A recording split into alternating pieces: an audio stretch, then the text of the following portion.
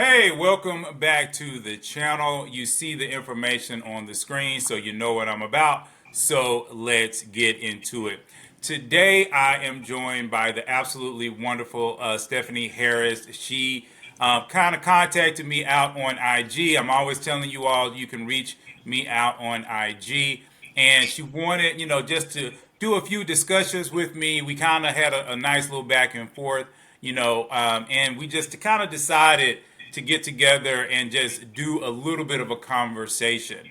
Now, I already know that some of the guys out there, they're not going to necessarily like everything that we're going to talk about today because we're going to be talking about single moms and we're going to be talking about, okay, how can single moms kind of turn their life around, right?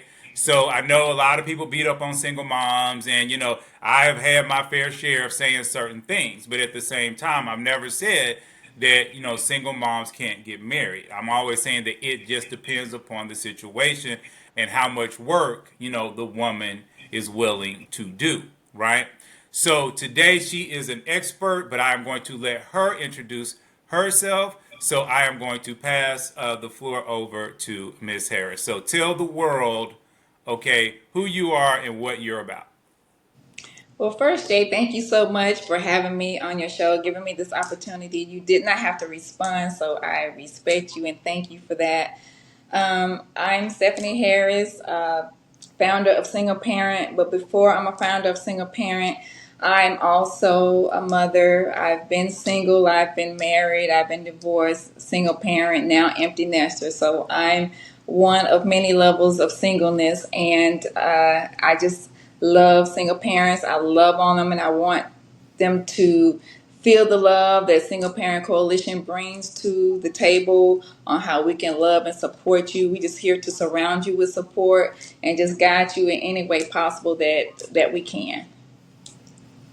Okay, awesome, awesome. So, I mean, one of the first things just to go ahead and just get this thing going, what have you seen, among, the singles that you've worked with, the single moms that you've worked with that has helped them in the dating process? Or is there even a problem with them dating? But now we're talking about dating to marriage, not just them going out there getting a boyfriend or getting a girlfriend or, let's be honest, having sex or whatever. What we're talking about is them being fully successful of saying, okay, I'm out here, I might have one child, I might have two children, whatever.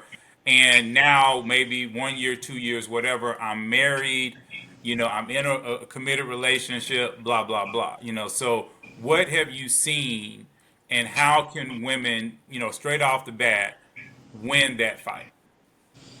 Okay, well, first I'll say I'm no relationship expert, but I love helping singles on how to date towards marriage. If that's your end goal, if it's not your end goal, you definitely want to date safe to not only protect yourself but your children.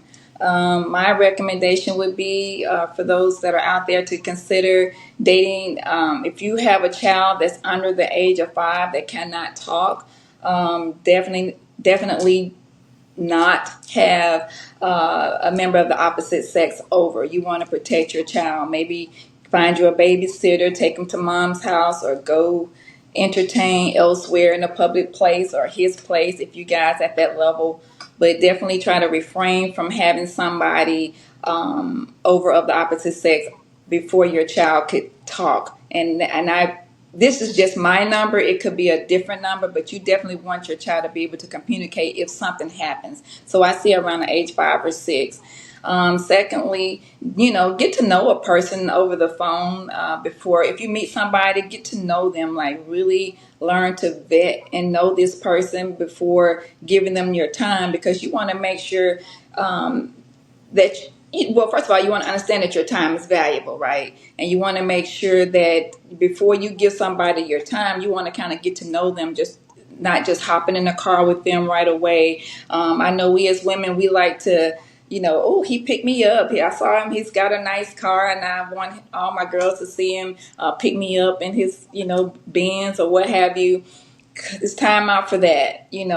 take your time, get to know a person, have some conversations, maybe even a month or so. But take your time to get to know a person before you say, okay, I want to give this person my time.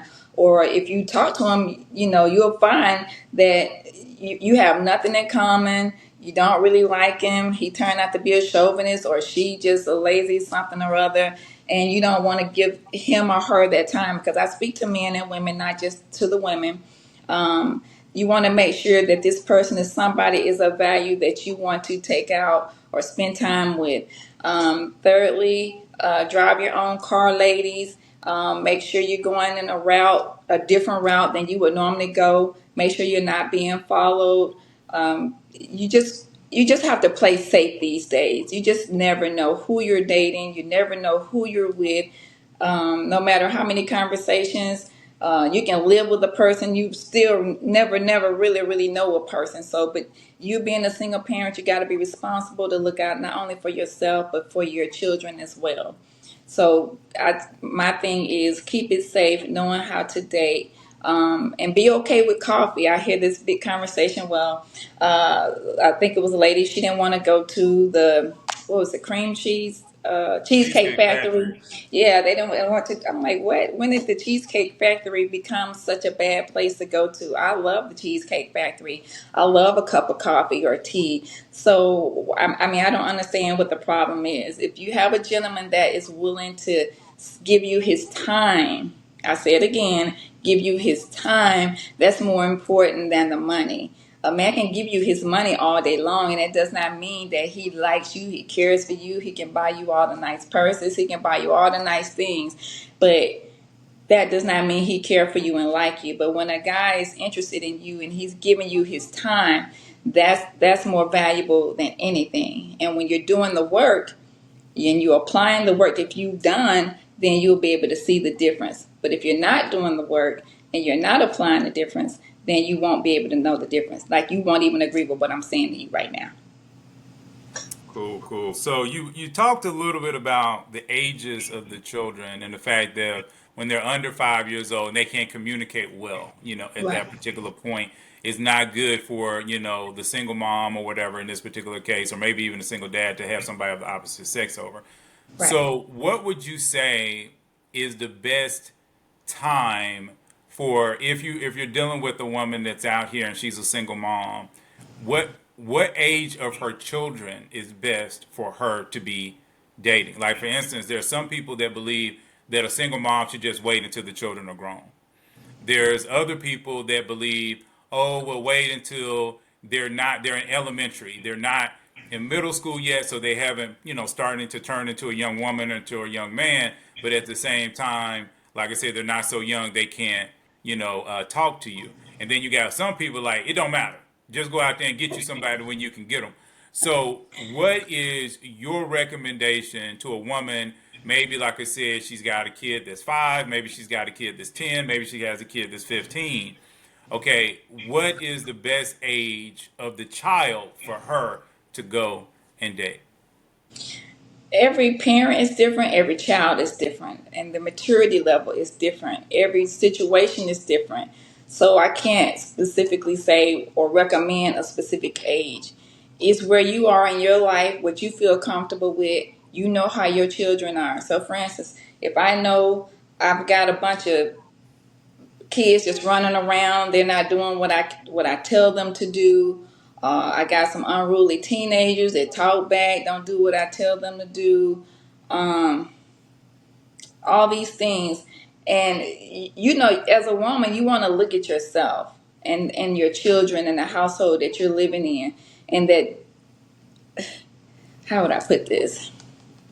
You want to look at your situation to see if your house and the way your life is set up right now, to make sure that you're okay with somebody coming in to that. Some men, they're okay. Some men, they come in, they can change your whole world, your whole dynamic, your whole life, including your kids, and love you that much. But that's a rare thing today. And I'm not saying that it's not out there, but just think about you as your woman and how you want to show up in that man's life. How do you want to present not only yourself but your children? and your household and the way that you're living to that man's life, especially if you're looking for a special caliber of type of man. If you just want, somebody off the street that don't care, Ray Ray and Pookie them, you just want that type of man, then so be it. Maybe he don't care. Maybe he do care. I don't know. I can't judge a book by the cover. But you know yourself as a woman, what you should present, what you want to present. Every woman mindset is different. Some women are growing. They understand a clean house. They understand respectable kids. They understand respect, not only to the mother but to the father. What have you taught your kids? You know, are they prepared if you meet somebody else? What is their relationship or ties to the father? Is the father still there? Would they accept you and having somebody in your life? Now I know your kids can't run your life, but they are important and should be a part of the process in making a decision who you date. Not saying that they should run your decision, but they should be included in that, because especially if they're small and you end up marrying this guy, they too have to live with this person, this man or this woman. They have to live with this person as well. I'm a product of a single parent. I'm a product of having a stepfather, stepmother. I'm a product from a divorced family background, so I understand it. I didn't get that opportunity to say my piece, but because I was the baby, I had to come and move into a different city with my mom, with this man and his two kids, and we now have a blended family. And that was hard for me because I was a daddy's girl, and although my dad picked me up, on the weekends, I still didn't want to be in that space because I was a daddy's girl. So I was not accepting, or nor did I have a say or what I thought about this person, and he just showed up, and I was just left with having to move because I was maybe sixth grade, seventh grade. So I didn't really have a say. So it was very uncomfortable for me for many years. And I just had to grow into learning him and accepting him because that's who my mother chose. Okay, with that being said, and like I said, it might get we start getting into a little bit more serious type of questions. That's okay. Um, you in your experience of going through that and everything that you've seen, I talk a lot about generational curses, and I think sometimes we in the church we use that concept of generational curse when it's really from a psychological place. It's just patterning. Right. We've seen something, that's what we know, that's what we understand. And so we lean into that, either, good or bad. We lean into it and we kind of repeat it, Right. not really knowing all the time that we are repeating a pattern. And that Hmm. and the church calls it, generational curses. And we have a lot of other terms that we use in our society. So in what you've explained, you kind of did the same thing. You were coming up, you were going through, this thing, you were in the step, dad type of situation where the blended family, and then, yourself, you ended up, going into a place of divorce. Hmm. So now, with all that information, how can people safeguard themselves from, again, going down those patterns? How can they break the generational curses over their life and be able to, get in that situation where they can try to build those strong families to last, a lifetime? Well, what I did was, for me, I started finding people within my church who I felt like displayed healthy relationships. I mean, we never know what happens behind the wall, right, of any marriage, but I found healthy folks that had healthy relationships. Like, I would identify how this woman, and God gave me this. I had no clue. My parents didn't tell me anything about dating and all this kind of stuff coming up. I just saw a lot of fighting, coming up. So I saw how women would talk to their husband, how they would touch their husband or call them honey or a sweetie or baby, or they would have dinner together, things like that. And I liked that. And I liked how they would treat their kids, like they would love on them, talk to them. They would have real conversations. And so I identified that. So I started hanging around those type of people who believed in healthy relationships. And then I came across women who were that started speaking into my life who were married, and they started teaching me, grooming me like my spiritual mom. She would say, she called me Steffi. She say, Steffi, I can have any man that I want, and my husband, he makes all kind of money, and I can be out here shopping and spending and buy anything that I want. And she said, you have to learn how to respect a man and his time. And if he's a man of purpose, you can't just be in the background talking about, I need my time, I need my time, I need my time. You got to understand the type of man that you have. And then from there, I started receiving coaching. I'm a certified life coach, but I also have a coach, I have a therapist, and I have a mentor from Women at the Well. So I have a mentors that hold me accountable, and and from that, I'm able to identify the right type of woman that can speak into my life. Like any woman or any man just can't speak into my life. And that comes with doing the work.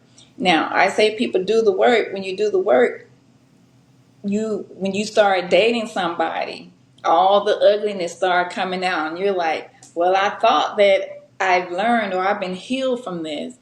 No, just because I wrote down, in my journal every day and I watch, 5 episodes of Jay's show or any other relationship specialist out there, and I've learned and I got it and I got the word. I'm studying the word, what God says. I got it all down. All that goes out the window when you're in a situation of a relationship. But if you don't have people around you to hold you accountable that you go and talk to say, hey, am I wrong on this? Or what does God say about this? How do you think I should handle this? If I'm wrong, let me know that I'm wrong so I can go back and apologize. A lot of women not wanting to apologize to men. They want the man to apologize to them, but not wanting to apologize to the man. So we have to be able to receive an apology, and also be able to give an apology. But again, it starts with just doing the work and learning to apply it, recognizing when you're wrong. Because when you're doing the work and you have a relationship with God, when you have a relationship with God, He'll speak to you. He'll tell you you're wrong. You know you're wrong. But if you choose not to listen to Him, that's on you. We can all be selfish and just say, oh, well, and be prideful, walking in that space, or we can submit to God and say, okay, Lord, where did I miss it? I'm wrong. And if we don't understand it, talk to your therapist, coach, or friend, or whomever that you have assigned to speak into your life that's going to tell you the truth, not something that you want to hear. Somebody that's going to tell you the truth. No, sis, you wrong. Girl, you should have did that. That was all the way wrong. What the world were you thinking? So you have to be able to receive criticism and make it right, and just basically put your big girl panties on and grow up. I mean, you actually said some really great things right there because honestly, a lot of men have been talking about that. And honestly, I think they've been talking about that for the last 100 years. But, Hmm. women are just starting to listen Right. because it's really about accountability. Hmm. And there's nothing more frustrating for men than a woman who just won't own up to her own mistakes. You Right. know, and I don't know if it's women that believe that a man is going to leave them, hurt them, move away from them, lose respect for them because now they've been accountable, but we actually like that. I mean, like one of the things, I'm a huge football fan. A lot of people know that watch me because I'm always talking about the Atlanta Falcons, and I'm hoping one day we'll win a Super Bowl. But one of the things that you see when you watch football players, somebody like the quarterback might throw a pass and he might throw it to a receiver and then the receiver drops it. And as soon as he comes back to the huddle, he's saying, my fault. You can Hmm. see him in big gestures saying, my fault. That was on Right. me. I did not catch that. Right. You threw it right. I messed up. Hmm. And men are very accountable to each other. Hmm. We really don't have a problem with saying, this was my mistake. Right. I did this. I hurt Hmm. us in this moment. Right. So what you just talked about leans into that accountability. So the question I'm sure that most men have is why don't women, when they know men accept it, we have no problem with a woman saying, "Hey, I made a mistake." Hmm. We find we'll be more attracted to the woman if Right. she's willing to own up and say, "Hey, I just made a mistake." It's Yes. okay. Men are not going to stop loving you, because you made this mistake. So why do so many women run away from accountability?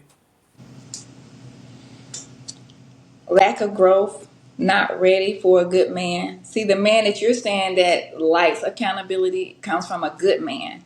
You know, you have the grown boys and you have the grown men. The grown boys, they don't care nothing about your accountability. In my experience with talking to women, in my own personal experience, um, those that are good men, that's identified as a good man, that has a good heart, that really, really cares about you, sometimes they get left on the back burner. If I'm the woman and I have not done the work on myself, I'm not ready for a good man. I don't know how to talk to a good man. I don't know how to treat a good man. I don't know how to hear and listen from a good man. I'm not even trying to make sure I'm in an alignment with a good man. But if if I'm just not doing the work, that's what the type of woman you're gonna get. But if you identify a woman that's doing the work, that's willing to meet you halfway, that's showing you that she has character, that she has integrity, then and she's willing and she's trying. I mean, she may not even. I met a great man, and he's a good man. And all the work that I've done, I'm still not 100% there. Like, we're not in a relationship. I just met him, right? But I can identify because Lord has now placed me in front of a whole different caliber of man, which means says to me that you've now graduated from this type of man to this type of man because you can see the difference and understanding how to move and flow. So when you present it, when you're in the space of a good man, Mm-hmm. your femininity feels different. It sits different. Like, I know how I can talk to Ray Ray over here all kind of crazy. But this king over here, oh no, I wouldn't dare talk to him the way I could talk to Ray Ray and Pookie them. I Mm-hmm. know the difference. There are a lot of women that are not doing the work, so they don't know the difference. They just see you as a man, and because I'm hurt, I'm scared you're gonna. I don't care if you leave me or not, maybe, or if I want to beat you to the punch of leaving me first. That comes from my past, from my abandonment. But if I'm doing the work, even though I've been abandoned, although I've had all these kind of issues with men, but because I've done the work now, I can now identify and be in position of those type of men. But I'm tested along the way with a good man. And I may have dogged him out because I was not ready. And now that good man, that was a good man, now has turned into a dog because this one bad apple that he chose dogged him out. So when a good woman shows up to what was a good man, he's gone sour. And sometimes we can't bring him back to life. But if I'm a good woman and I'm doing the work, I can apologize. So there are grown girls like there are grown women, grown girls and grown women, just like there are grown boys and grown men. So the difference is identifying a woman that has done the work, that is doing the work, and that has accountability. If she does not have no accountability, not doing the work, not even trying to meet you halfway, you can't change her. You can't make her be the one that you want. Like Miles Monroe said, he was talking to the man. He says, the woman that you have in your head does not exist. You have to cultivate that in her. It doesn't mean change her. It just means that she may have a lot of the things that you want in her, but she's not going to have everything. But if it's something that you can, as a man, can instill in her, teach her, show her, love her through it, and she's willing and receiving, and she's seeking your guidance, and she's putting you in that space in her life, then she's willing to receive. She's letting you know I'm open. But a lot of women, you can't teach me nothing. You don't know me. I don't. Who are you trying to tell me, trying to change me? Like the man that says, "Oh, babe, I like your hair this way. Can you wear this today?" No, I'm grown. I'm gonna wear what I want to wear. Why wouldn't I want to wear something that my man likes to see me in? Why wouldn't I want to wear my hair the way my man likes to see my hair? He's the one that has to look at me. But a lot of women, they'll go against it. I'm grown. I'm going to do whatever I want to do. And so if you pay attention to those signs, that's a strong indicator that she's not going to be what you need her to be, especially if you are choosing her to be that woman if you're looking for a woman that will fit your future. I mean, I'm glad that you kind of talked about that because, you actually totally, I was going to go in a whole nother direction, but, I'm glad that you talked about that because one of the things for me, and I'm always talking to to the channel about is I don't seem to have as many problems. Now, I do have problems out here, and I'm not saying I'm perfect in my dating or anything like that, Yeah. but I'm very quick to release.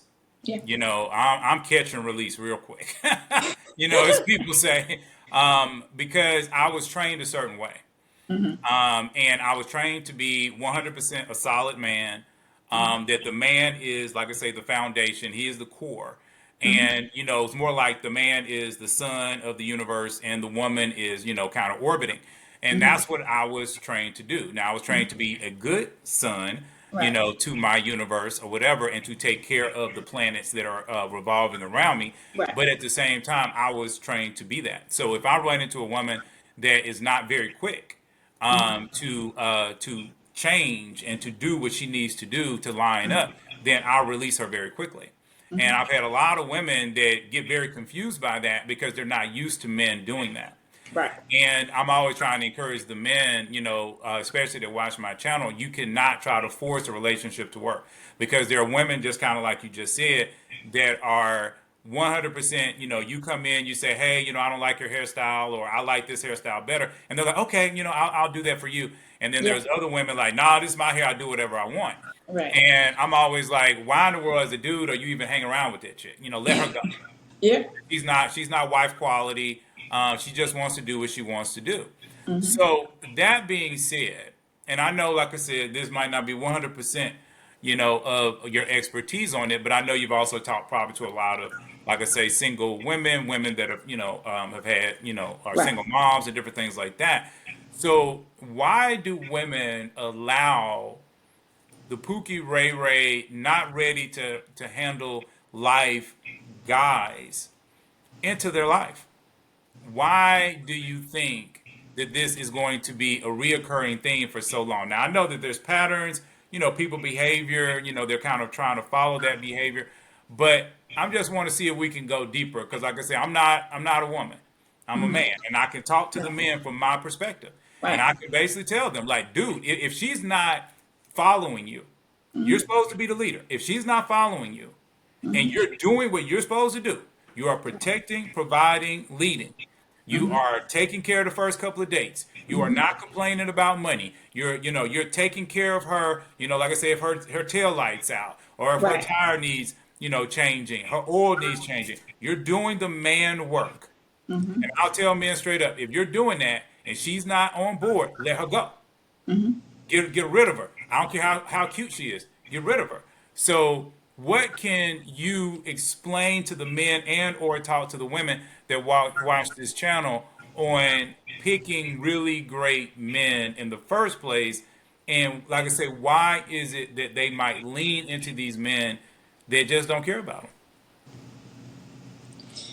So I was that woman, and I picked really bad, and I'm learning to pick better, because the more I grow, uh, the more I grow, there's a lesson.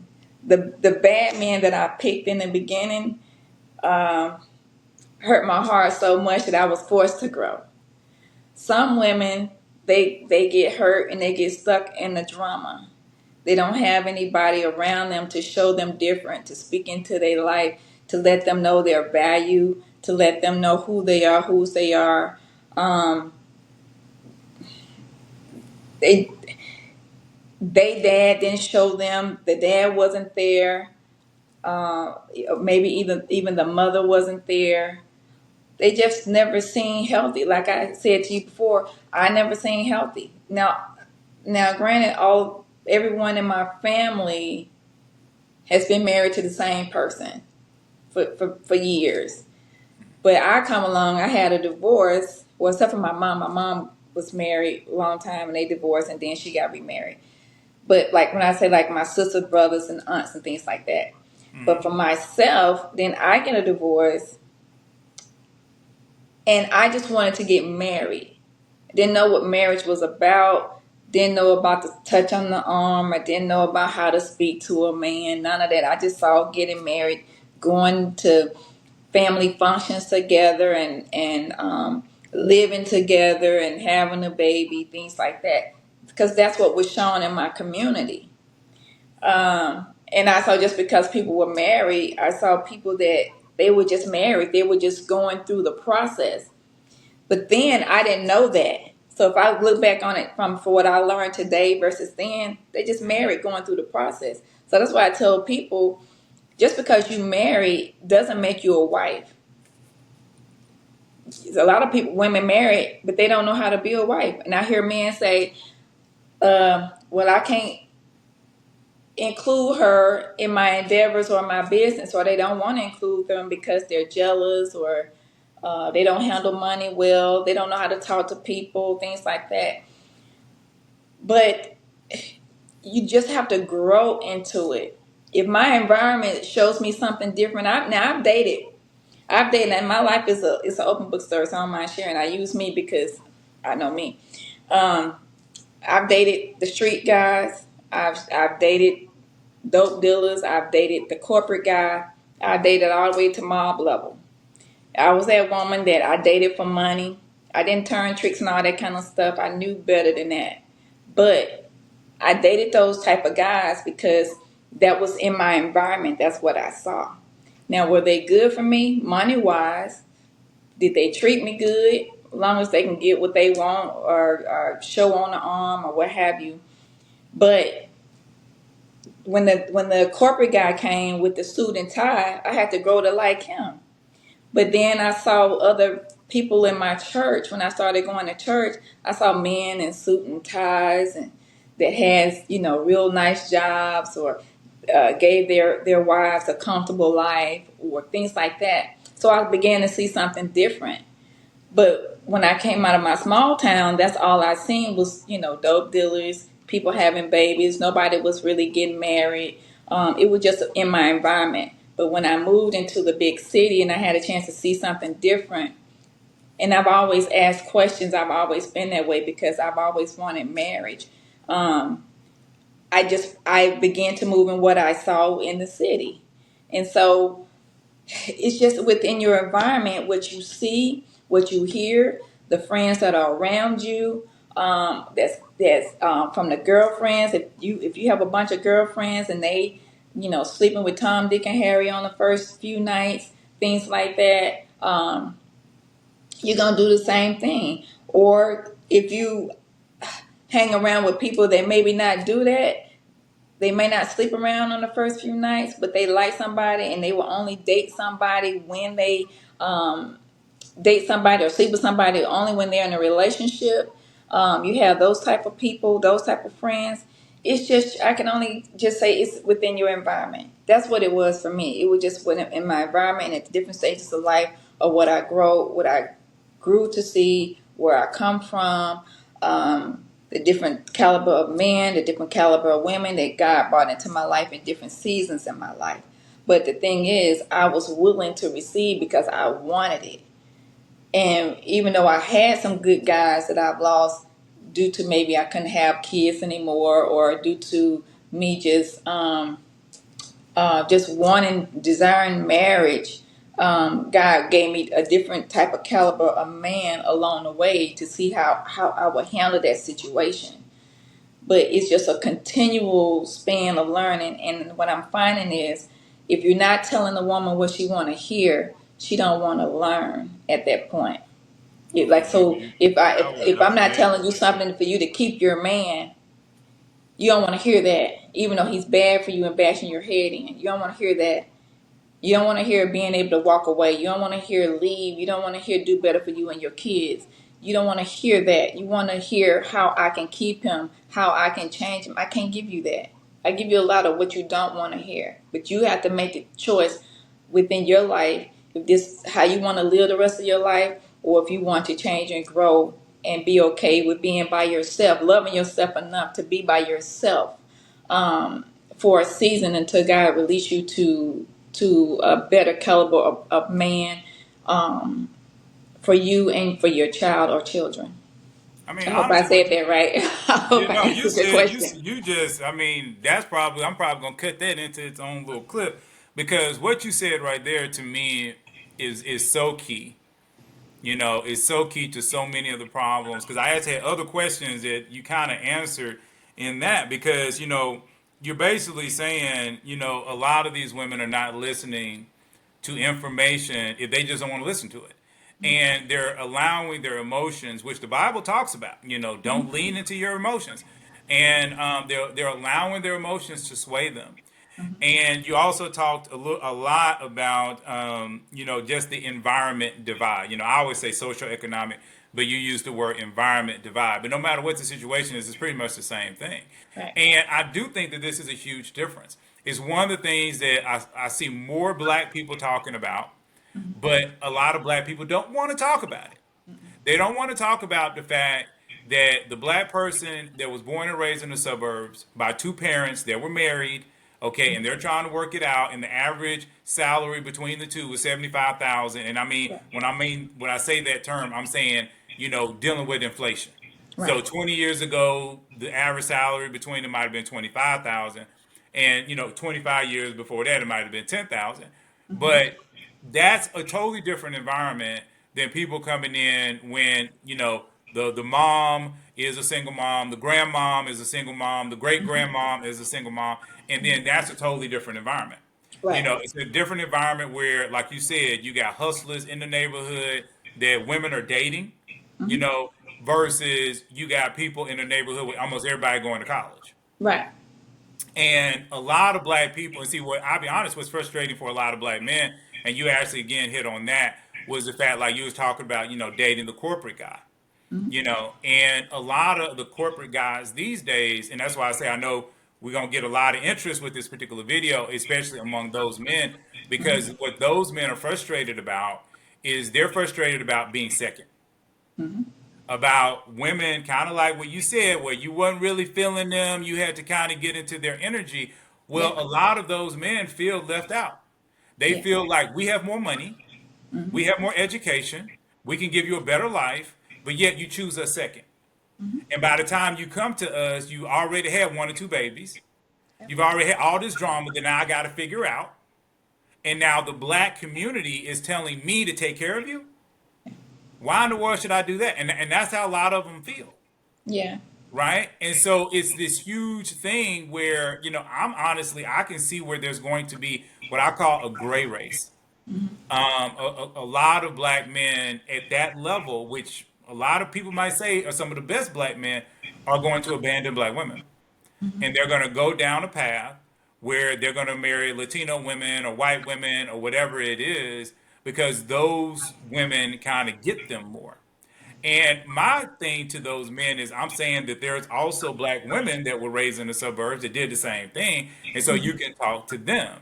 But then there's this whole side that a lot of those women that are raised in the suburbs, some of them lean into the more hood, Pookie Ray Ray type of guy. So why is that happening? If you could speak to that. And then on top of it, if women are listening, why wouldn't they listen to a pastor or somebody else that is trying to give them like balanced information? Like that's one of the things I try to do. I don't try to be so far to the right or so far to the left. And I know it hurts me sometimes out here on YouTube. But it's like I don't want to gas men's heads up Yeah. and play into their anger and their frustration, nor do I want to lean into the over grace that a lot of women feel. Well, oh, God's going to send you your man. He's going to poof right there on your doorstep. No, it's work on both sides. And I feel like God has put me here, so I can't play the game of just trying to go down one road or another Right. just to try to make a buck. So Right. at the end of the day, from your perspective, why aren't women paying more attention, to places where they can? I know you said already that they kind of don't want to listen, but how can we reach them? How can we get women to understand that we want to bless them, but they got to get into the good information and then they've got to stay away from the wayward man that Proverbs 5 and Proverbs 7 talks about, to get to the place where they're trying to go. Because they trying to cheat. They trying to cheat and find their way around it. Because we're taught, girl, you better hurry up and get you a man. Your aunties and cousins. Why you ain't got no man yet? Why you don't have no guy? Like, what's wrong with you? Why you waiting? So you push with the pressure of, here's such and such. Go out with him. Get to know him. You gotta have somebody help you raise those kids instead of just, again, doing your work. Go to work yourself and do all these things and learn. Making sure you're in the right church, where you can grow and heal. Some people just go to church and they go because that's where their whole family grew up, and you're not learning nothing. You have to go where God called you to be and go. You have to live in a city where God called you to go. I lived in another city. I moved to Atlanta. I was in my house folding towels, watching a pastor online, and God says, go there. I'm like, huh? Atlanta, I don't want to go there. It's a whole bunch of us. I don't want to go here. I want to go to Hawaii, right? And my brother lived there at the time. I want to move out there. He said, no, go here. And I did that. And I went there couple years, lost custody of my kids, and went through all that legal battle stuff. And then and now they came back and just grew up. But at the end of the day, I was always told you're not gonna have anybody because you got those kids. You got those 3 kids. Even my ex-husband told me nobody's gonna want you. You got 3 kids, and I said yes, they will want me because I'm a good woman. I'm just talking. I don't know half the stuff I've learned today. Or over a period of time, over the last few years, since I just been growing and meeting with different caliber of women. I'm just talking. Because how you gonna tell me nobody's gonna want me because I got 3 kids? So, and not even understanding all of this. So I've been in that space. So when I'm telling the lady something, if I'm telling the man something, I'm telling you by way of experience. I'm not judging anybody. I just want people to know that I've been there, done that, from the hood rat to the corporate guy. And even though I grew up on a little countryside where I can go to Miss Shay Shay house and buy cookies and pickles and put peppermint in them, and to coming into the city and living a suburb life, which I didn't understand because I grew up to be hood.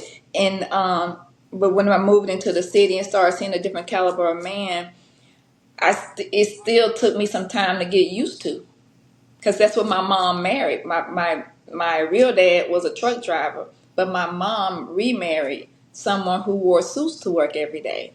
We get up every morning and we cook breakfast and we have a discussion around the table, versus we didn't eat breakfast with my real dad because he was always gone on the road. So I just saw a different caliber of man. But even though I was living with the one who wore the suit the longest, he was there. He was a provider, but he wasn't that dad to have the father-daughter talks with you. He wasn't checking to see who was picking me up, or he didn't care about any of that. I could just do pretty much what I want to do, but I had structure. I had to be in at a certain hour. I just wasn't running rampant. But there was no conversations where I seen other dads had with their daughter, where they were looking out for them and making sure that they were good. Now I had a brother-in-law who worked at a plant. So you see, I'm just showing out the different types of men, from the plant to the suit, from the hood to the truck driver. They worked at a plant, and he made sure he would check anybody that wanted to take me out. He wouldn't just let me go out with anybody. So I had seen different types of men show up in my life in different ways, not coming from a father that can give me all of that. So that's very important to consider. So you don't know what that woman has seen coming up. You don't know what she's experienced coming up. Get to know her background. Because I see a lot of people say, well, if you're a single parent, this and that and the other, then it's almost saying like you're no good unless you're married.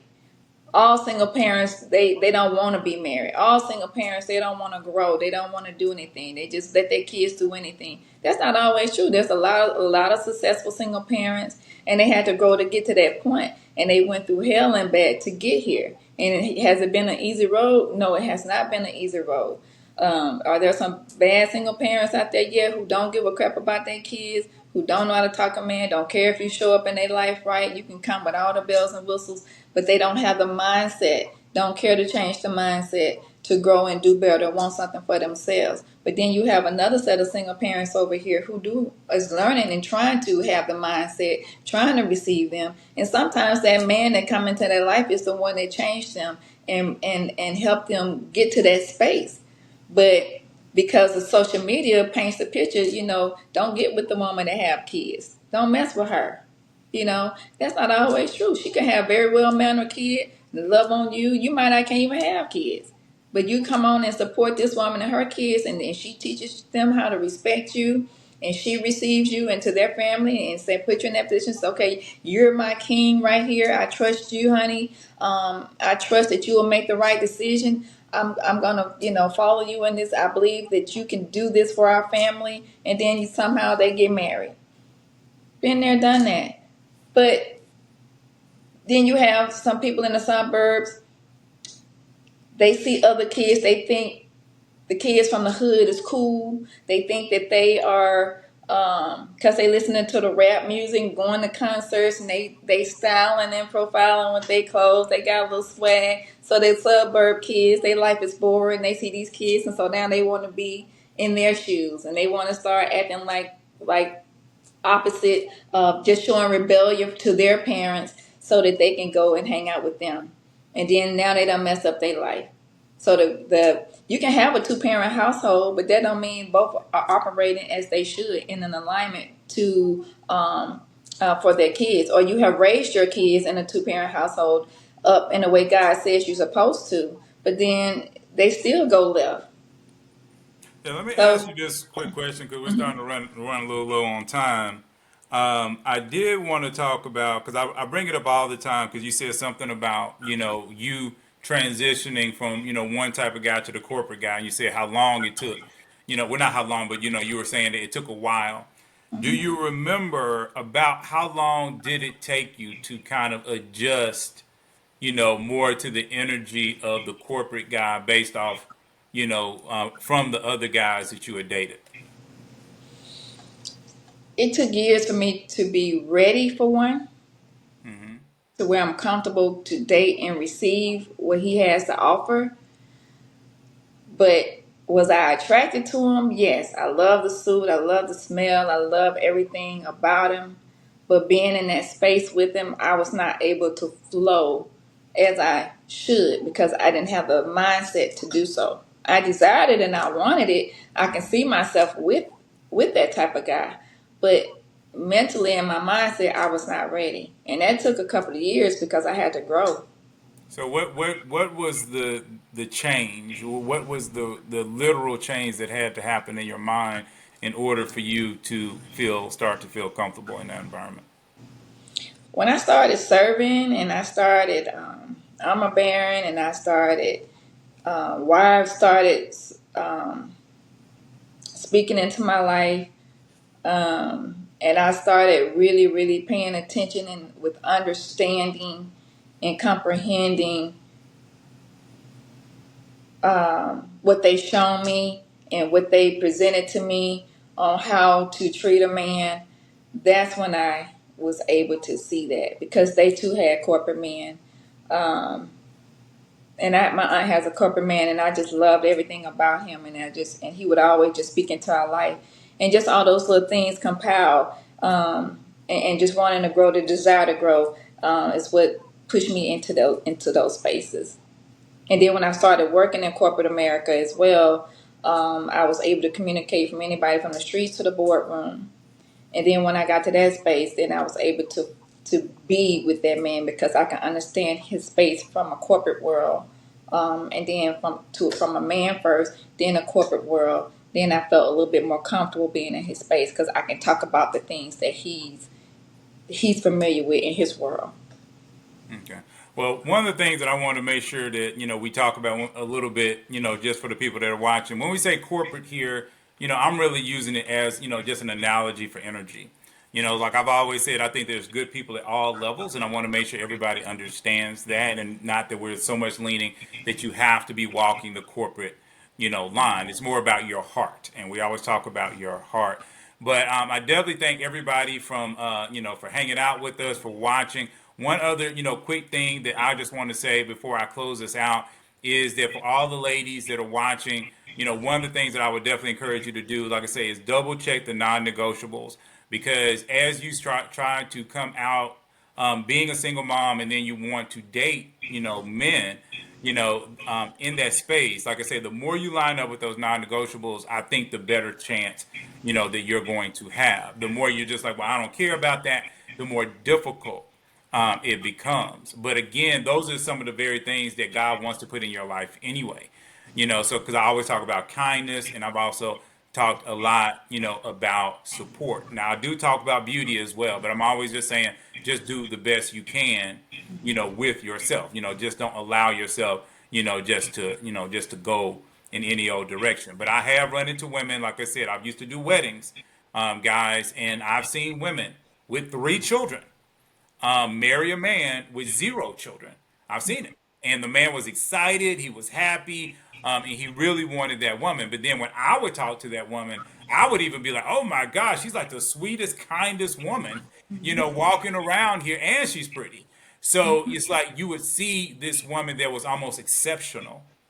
But when I would run into women that honestly had 0 children, and they might have been attractive or whatever, but they were mean and nasty, and they really didn't care about anybody, and they were selfish, and they thought everything was about them, those women tended to not get married and would have a very difficult time. So I just want to make sure I throw that out there, because I'm always about, trying to find solutions. So again, I thank Miss Stephanie for hanging out with us on this channel. Remember, we're trying to do a little bit more with membership. So if you want to check that out, please hit that join button down there below. But until then, please like and subscribe. And I'm going to see you all in the very next video.